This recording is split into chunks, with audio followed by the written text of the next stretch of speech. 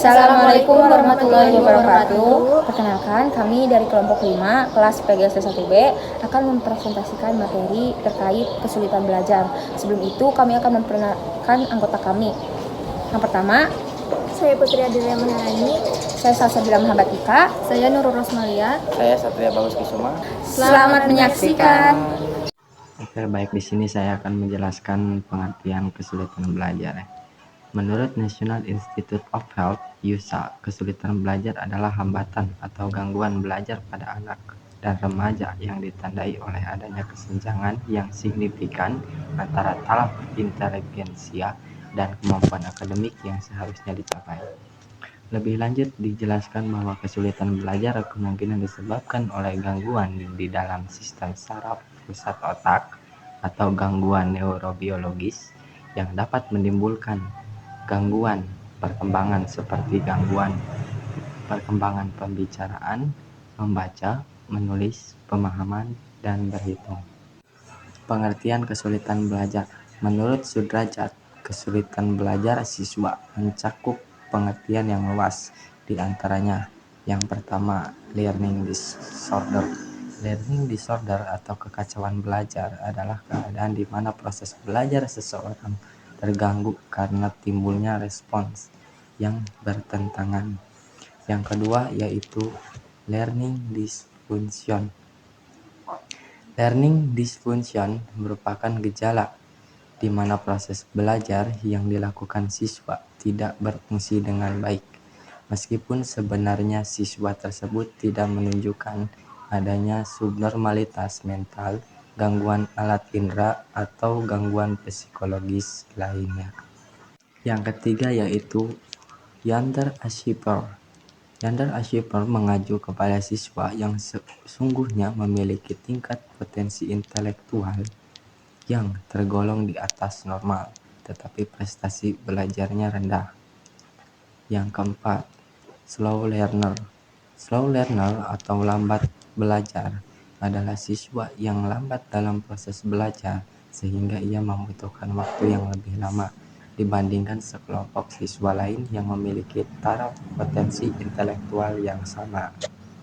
Yang kelima yaitu learning disabilities. Learning disabilities atau ketidakmampuan belajar mengacu pada gejala di mana siswa tidak mampu belajar atau menghindari belajar sehingga hasil belajar di bawah potensi intelektualnya. Selanjutnya ada jenis kesulitan belajar. Ada dua jenis, yaitu kesulitan belajar dalam perkembangan dan kesulitan belajar akademik. Yang pertama, kesulitan belajar dalam perkembangan. Kesulitan yang berkaitan dengan perkembangan psikologis anak menyimpang dari linguistik normal. Ketidakmampuan yang berkaitan dengan perkembangan biasanya juga mengalami kesulitan belajar, tetapi kesulitan belajar tidak dapat diasosiasikan memiliki kekurangan kemampuan akademik. Yang kedua, kesulitan belajar dalam akademik. Kesulitan belajar dalam akademik terdapat 3 komponen, yakni kesulitan belajar dalam hal membaca yang disebut dengan istilah disleksi, yang kedua kesulitan belajar dalam menulis atau disgrafa, dan yang ketiga kesulitan belajar berhitung atau diskakulia. Selanjutnya ada faktor-faktor kesulitan belajar. Yang pertama ada faktor internal atau faktor dari dalam manusia itu sendiri, meliputi 1. Faktor fisiologis. Sebab yang bersifat fisik diantaranya adalah yang pertama karena sakit. Seseorang yang sakit akan mengalami kelemahan fisik sehingga saraf sensoris dan motorisnya lemah. Yang kedua karena kurang sehat.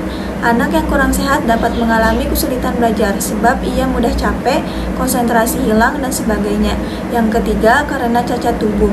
Misalnya anak yang cacat pendengarannya, mereka ditempatkan pada deretan paling depan agar suara guru masih bisa terdengar. Kedua yaitu faktor psikologis karena rohani. Di antaranya A. Inteligensi. Anak yang IQ-nya tinggi dapat menyelesaikan segala persoalan yang dihadapi. Anak yang normal IQ-nya 90-100 dapat menamatkan SD tepat pada waktunya. B. Bakat. Bakat merupakan potensi atau kecakapan dasar yang dibawa sejak lahir dan berbeda pada setiap individu. C. Minat. Tidak adanya minat seorang anak terhadap suatu pelajaran akan timbul kesulitan belajar. D. Motivasi. menentukan baik tidaknya dalam mencapai tujuan sehingga semakin besar motivasinya akan semakin besar kesuksesan belajarnya. Faktor kesehatan mental. Kesehatan mental dan ketenangan emosi akan menimbulkan hasil belajar yang baik. Tipe-tipe khusus seorang pelajar. Tipe-tipe khusus seorang pelajar diantaranya adalah tipe visual melihat, tipe auditif mendengar, dan tipe motorik gerakan. Faktor eksternal, faktor dari luar manusia, meliputi 1. Faktor keluarga. Keluarga merupakan salah satu bagian dari lingkungan sosial, dan lingkungan sosial yang lebih banyak mempengaruhi kegiatan belajar ialah orang tua dan keluarga siswa itu sendiri. Menurut Syah 2003. Faktor orang tua, yaitu 1. Cara mendidik anak. Pada umumnya, sikap orang tua yang kejam, kurang perhatian, dan suka memanjakan anak, tidak memberikan dorongan kepada anaknya, hingga anak tidak menyukai belajar, bahkan karena sikap orang tua yang salah membuat anak benci belajar. Kedua, hubungan orang tua dan anak. Faktor ini sangat penting untuk menentukan kemajuan belajar anak seperti kasih sayang, pengertian, sikap keras, memanjakan, dan lain-lain. Ketiga, yaitu contoh atau bimbingan dari orang tua. Orang tua merupakan contoh terdekat dari anak-anaknya. Segala yang diperbuat orang tua tanpa disadari akan ditiru oleh anak-anaknya.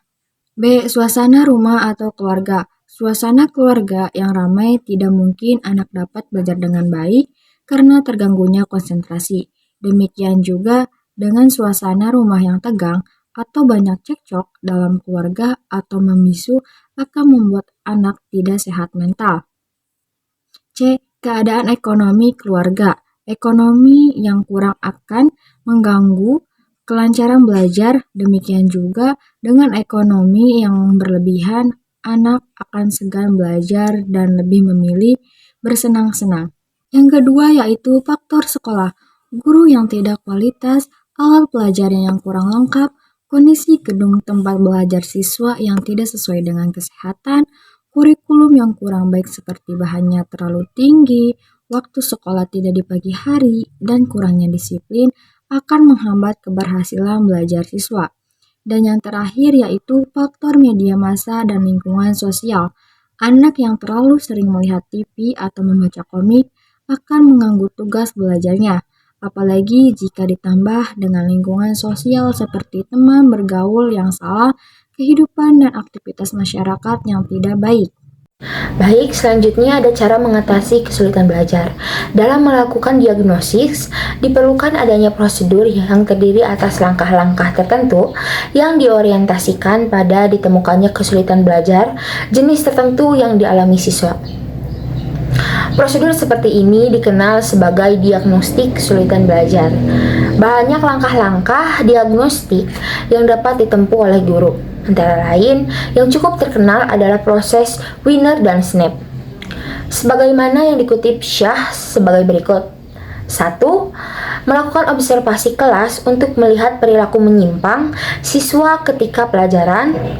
Yang kedua, memeriksa penglihatan dan pendengaran siswa khususnya yang diduga mengalami kesulitan belajar.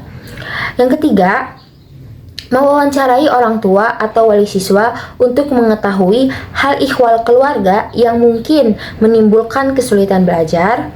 Yang keempat, memberikan tes diagnostik bidang kecakapan tertentu untuk mengetahui hakikat kesulitan belajar yang dialami siswa. Dan yang terakhir adalah memberikan tes kemampuan inteligensia atau IQ khususnya kepada siswa yang diduga mengalami kesulitan belajar. Dari semua materi yang telah disampaikan, dapat ditarik kesimpulan bahwa kesulitan belajar adalah hambatan atau gangguan belajar pada anak dan remaja yang ditandai oleh adanya kesenjangan yang signifikan antara taraf inteligensia dan kemampuan akademik yang seharusnya dicapai. Kesulitan belajar kemungkinan disebabkan oleh gangguan di dalam sistem saraf pusat otak atau gangguan neurobiologis yang dapat menimbulkan gangguan perkembangan seperti gangguan perkembangan berbicara, membaca, menulis, pemahaman, dan juga berhitung. Kesulitan belajar yang dialami subjek disebabkan oleh beberapa faktor. Di antaranya adalah satu, faktor internal atau faktor dari dalam diri subjek, yaitu rendahnya tingkat inteligensi subjek yang berada dalam taraf di bawah rata-rata. Dengan taraf IQ tersebut membuat subjek tergolong anak lambat belajar atau slow learner. Dan yang kedua ada faktor eksternal atau faktor dari luar diri subjek, yaitu cara mendidik anak atau pola asuh yang diterapkan orang tua terhadap subjek.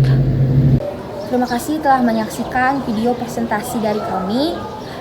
Kurang lebihnya mohon maaf. Wassalamualaikum warahmatullahi wabarakatuh.